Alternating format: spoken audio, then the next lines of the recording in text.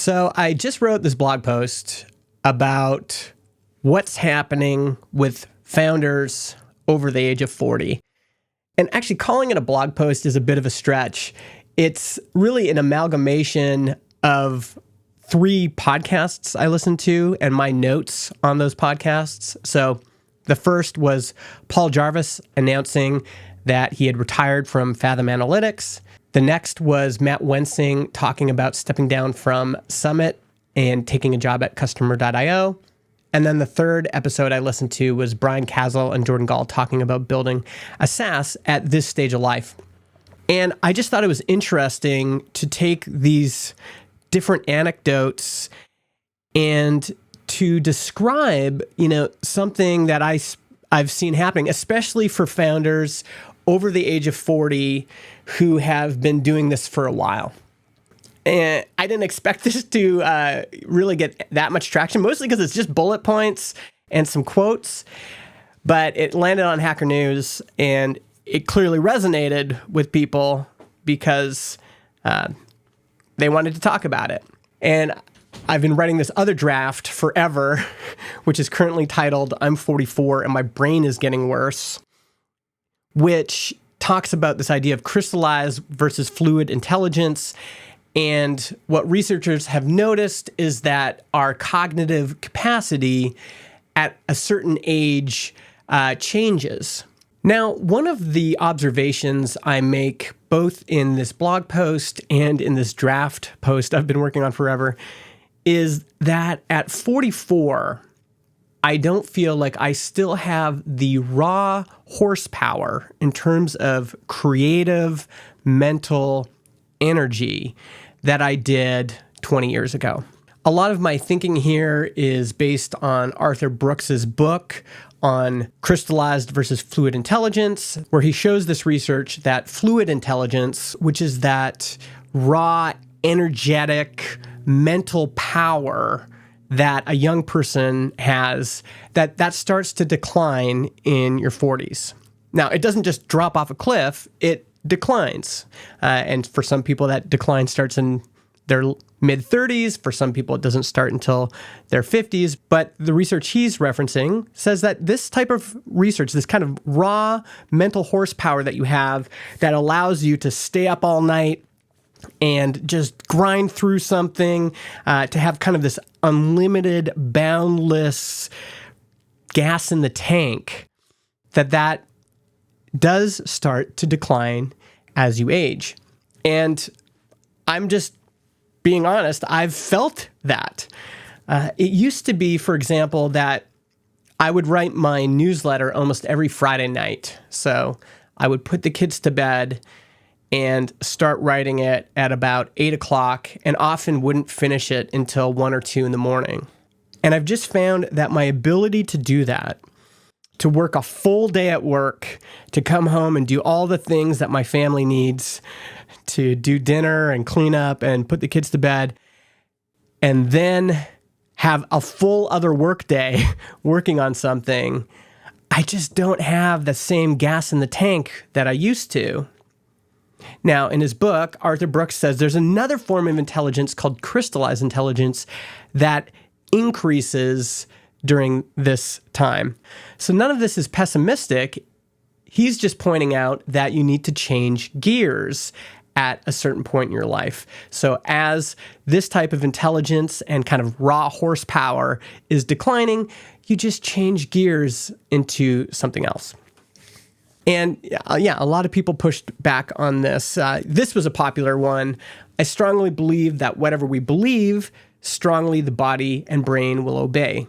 It wants to stay consistent with what we believe, our internal image. And this is a fair point. If people were pushing back and saying, well, maybe, Justin, you're just believing this and then it's becoming true.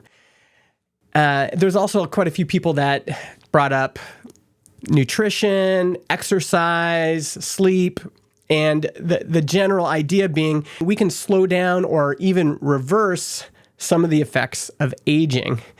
And some of this is true. If you eat well, if you sleep, if you get lots of exercise, you can slow down some of the effects of aging. You can't reverse aging, though. This isn't a pessimistic thing to say. Our bodies and our brains do change as we age. This is true when we're going from age 0 to 10. It's true as we enter puberty, and it's also true as we get older. And one criticism of both posts actually came from women who wanted me to talk more about menopause and the effects that has on them as they age. So let's bring up ChatGPT's web search here. Menopause marks the end of a woman's menstrual cycle and fertility, typically occurring between the ages of 45 and 55. Cognitively, many women experience challenges during the menopausal transition. Common complaints include forgetfulness, difficulty concentrating, and a general sense of brain fog. 40 to 60% of women report such cognitive issues during this time. So pointing this out isn't pessimistic. This is reality for women. Bodies change as we get older.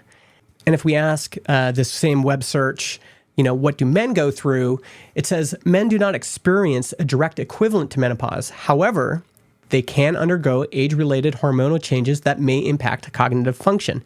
Testosterone levels in men gradually decline at a rate of about 1% per year after the age of 30.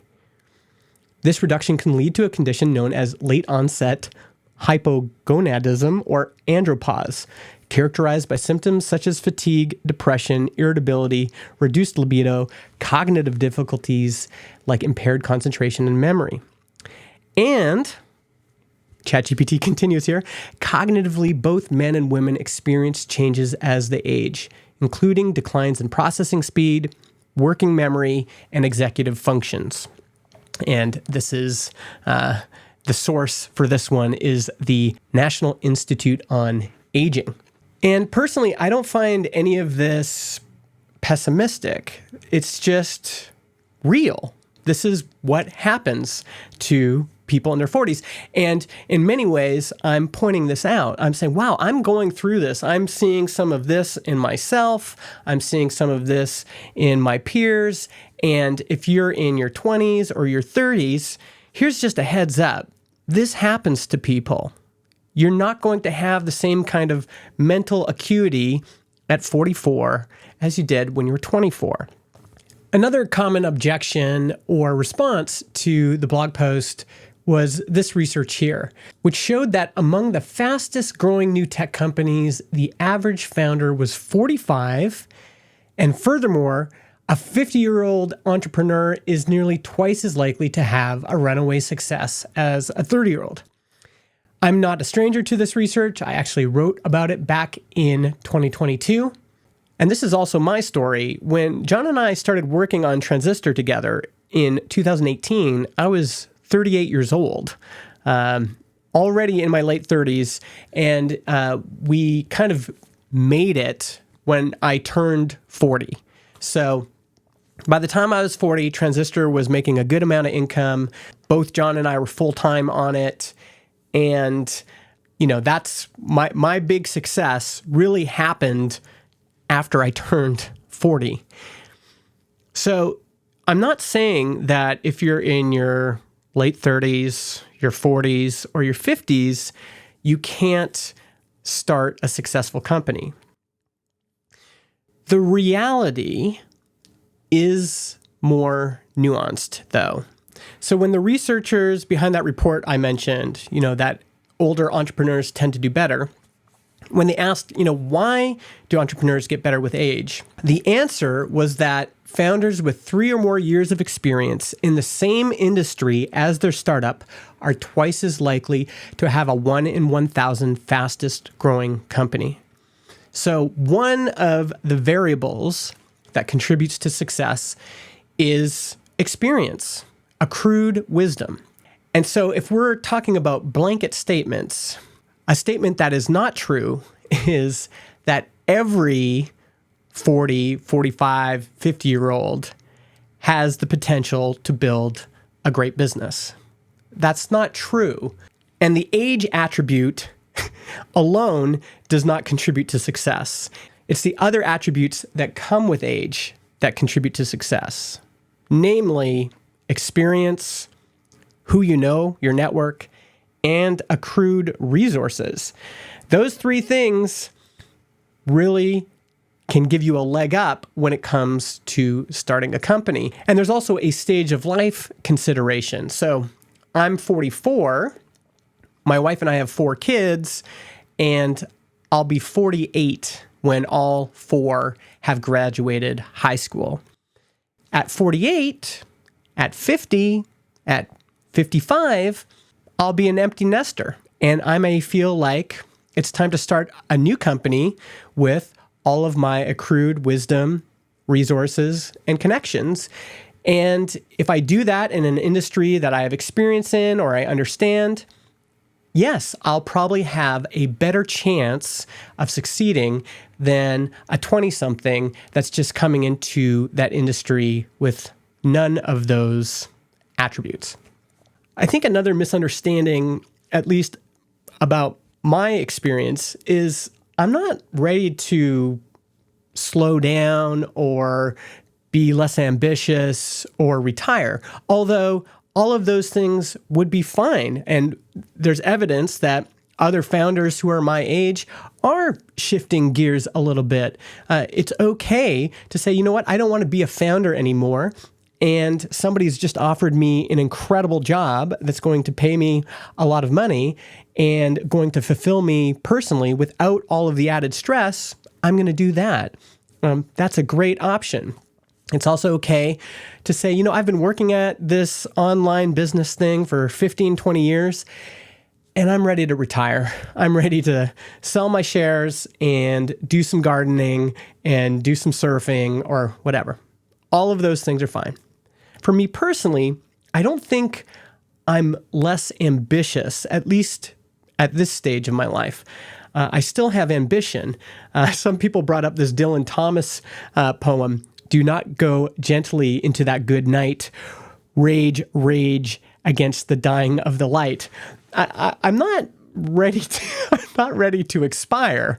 I'm still here. I'm working on Transistor every day. I love the challenges there. I'm investing on the side. I love parts of that. And, I'm thinking about other projects, and all of that is true. I think what I'm just recognizing is, these things sneak up on you. It's like gradually and then sudden. And there's actually research that I'll link to that shows that aging might happen in these bursts where we have these sudden movements, just like puberty, where it's just like you just grow a ton, or in the case of aging, you have this massive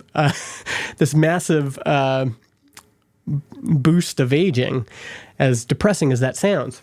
And so instead of denying that these realities exist, I want to be aware of them. And that might mean, you know what? I'm going to take my nutrition and my health and my sleep and my exercise more serious. Peter Attia is telling all of us in our 40s, we need to be hitting the weights, because if we don't hit the weights now, we'll never be able to build up and retain that muscle. So now's the time. You got to do it now. And I think that's reasonable, right? That's one response to the reality of aging. And mentally, cognitively, creatively, I think it's also good for us to start thinking about changing gears, about shifting gears. And that might mean, if you've been doing this for 20 years, this online business thing, it's time to shift into a different role. Maybe like Rob Walling now has sold his company, and now he invests in companies. He does education on YouTube and in books and on his blog, and he runs these events for entrepreneurs, and he's really kind of made his whole life mission for this stage of life to mentor, inspire, and invest in entrepreneurs. I think that's great. That's a different gear than he was in when he was building Drip. So none of this has to be dire. It can just be a recognition of how am I feeling truly. I think one of the advantages of talking about this is it gives people who have been experiencing these things silently and have never heard them articulated, it gives them a chance to respond. Like in this case, somebody on my newsletter list responded, I've been struggling with this same thing. I never quite had the terms to define it so clearly, but what you've said captures it perfectly. Until the last few years, I've been able to do anything I wanted with the confidence that I could figure it out. But now I feel like I can't learn anything new. It just falls away like a magnet on wood. Nothing sticks. I have to clear my schedule, concentrate, take supplements, stay up late, and take copious notes just to make a bit of progress on anything. And if you're in your late 30s or your 40s, your 50s or your 60s, and you're experiencing that, it's just so nice to know that somebody else out there is experiencing that too. That you're not the only one. And that, yeah, sure, we're going to get more sleep and we're going to eat better. But there's part of this process that we can't control. And it's nice to know somebody else is experiencing it as well. And again, if you've been working at a job your whole life and now you're 55 and you feel like, you know what, I've got the energy and the wisdom and the resources to launch a company, you should do it. If that's what you want to do, you should do it. I'm not trying to tell anybody that they shouldn't pursue entrepreneurship because they're older. And you might not be as burnt out as, someone who's 5 years younger who's been doing this their entire life, trying to build businesses, going through bankruptcies, going through the grinder. Maybe that 45-year-old who's been doing it for a long time is more tired and worn out than you are at 55. Go for it. I'm not trying to discourage you. But we can't deny the passage of time and how it affects us as humans. Again, we changed a lot from birth to age 10, from age 10 to age 20, and we're going to change a lot from age 20 to age 40 and beyond. I'll end with this. I really love this 2004 interview with 60 Minutes, where the interview asks Bob Dylan about his early hits. You ever look at music and say, wow, that you've written, and look back at it and say, whoa, that surprised me? I don't know how I got to write those songs. What do you mean you don't know how? Those early songs were like almost magically written. There's a magic to that. And it's not Siegfried and Roy kind of magic, it's a different kind of a penetrating magic. And, I did it. I did it at one time. You don't think you can do it today? Mm-mm. Does that disappoint you?